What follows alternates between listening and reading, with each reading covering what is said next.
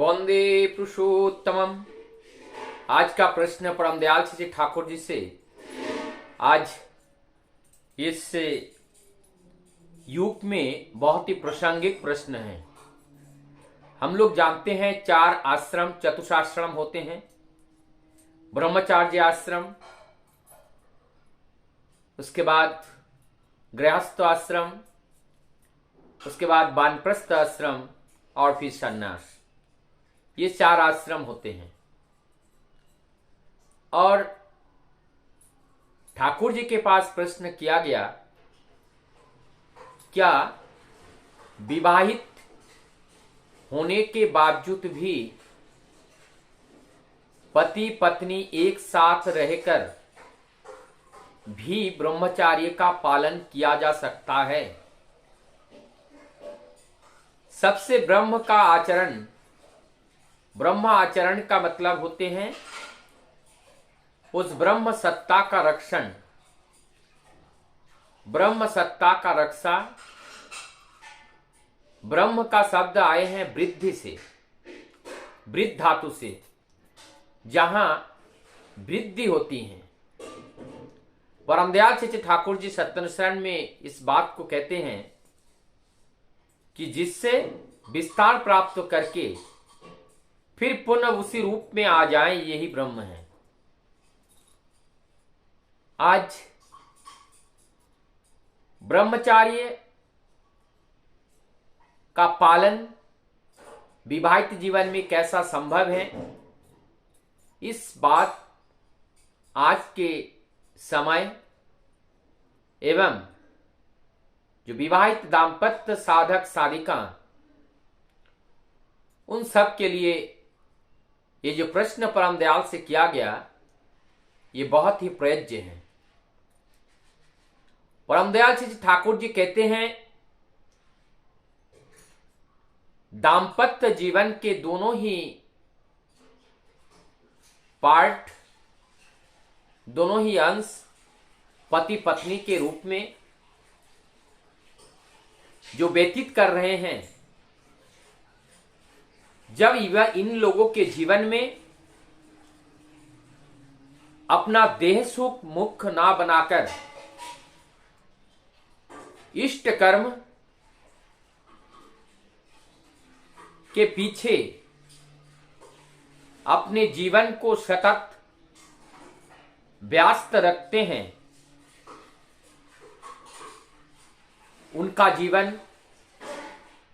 काममुखी ना होकर कार्यमुखी इष्ट अनुग चलन में जब जीवन को व्यतीत करते हैं, इस व्यतीत करने के बीच में एक दूसरे की आवश्यकताओं को पूरा करते हुए जो जीवन यापन करते हैं, उसमें ब्रह्मचार्य की कहीं से कहीं क्षति नहीं होती है। उसमें आयु का क्षय नहीं होता है, उसमें चारित्रिक पतन नहीं होता है। वो जीवन और सशक्त होकर परम पिता के कार्य में वो संलिप्त रहकर अपने जीवन सामाजिक, पारिवारिक एवं सभी को एक साथ लेकर इस परम पिता के कार्य में कूद सकता है। इसमें किसी भी तरह का संशय नहीं होना चाहिए। दूसरा पक्ष क्या कहता है, मैं अविवाहित जीवन, अनमैरिड रहकर मैं अपने जीवन को व्यतीत कर रहा हूं, लेकिन जब हम अनमैरिड हैं लेकिन हमारे अंदर नियंत्रण नहीं है। दुनिया में कोई भी व्यक्ति, कोई भी वस्तु न्यूट्रल फ्री रेडिकल के रूप में वो नहीं रह पाते हैं।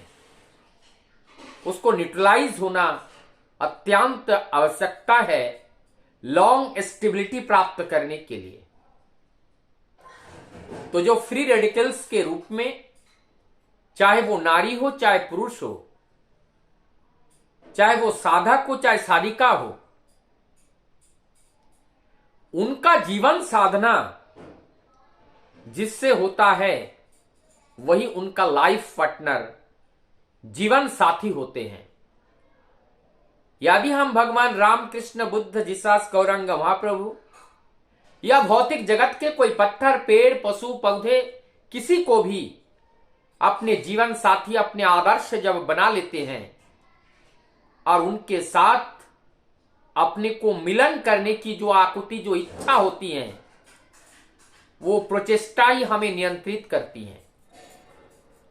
तो कहा यह जाता है जब हम अपने जीवन में उस आदर्श को लेकर जब हम चलते हैं और आदर्श के साथ जब संयुक्त रहते हैं तो हमारी प्रवृत्तियों का जो टान है, जो खिंचाव है, वो हमें विचलित नहीं कर पाती हैं।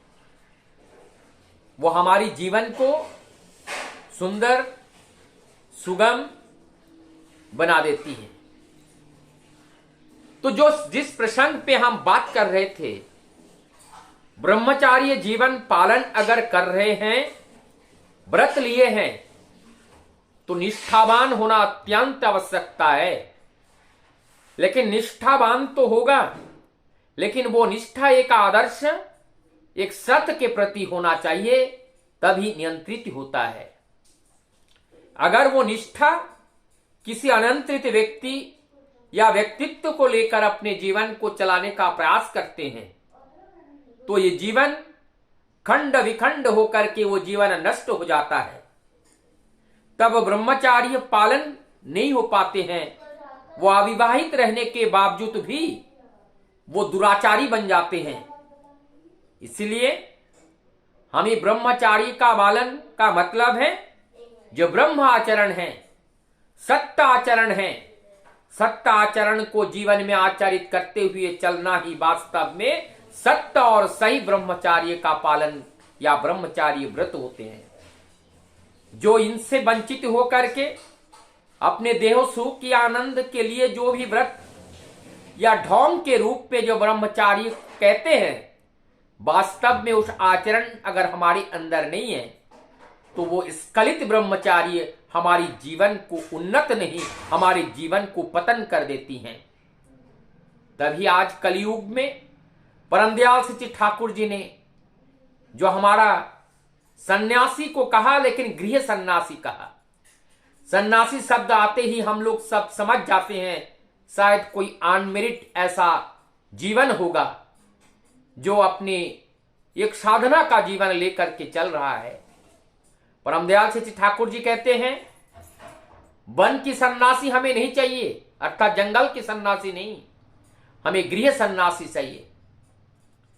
सभी जीवन की आवश्यकताओं, वस्तु को सामने रखकर, अपने आप को नियंत्रित रखकर, आबाद होकर जीवन संवेग के गति के साथ अपने जीवन गति को मिलन करते हुए सत्ता के उस परम उद्देश्य या परम लक्ष्य को प्राप्ति करने का इच्छा रखते हुए जो आगे चलायमान रहता है, ऐसा व्यक्तित्व ही वास्तव में वो सन्यासी का जीवन है। और वही गृह सन्यासी जीवन में परम धाम या उस जीवन का जो परम एवं चरम उद्देश्य है उसको पूर्ण करने में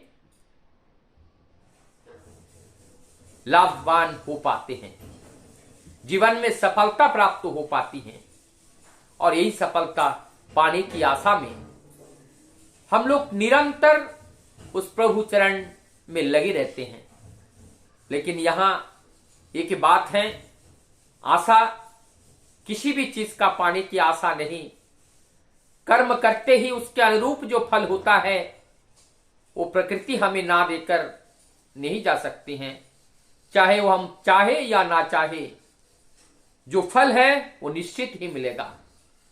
सतराह पे चलने वाले व्यक्तियों के जीवन में जो उन्नति या जो प्राप्ति है, वो प्राप्ति उनके संतान संतति, उनके परिवारजनों के बीच में वो स्पष्ट रूप से दिखाई पड़ता है, और उसी से ही अपने ये जीवन आध्यात्मिक है, धार्मिक है, सन्यासी हैं, ब्रह्मचारी हैं, ये सब की सफलता हमारी उस जीवनचर्या के अंदर दिखने को मिलता है।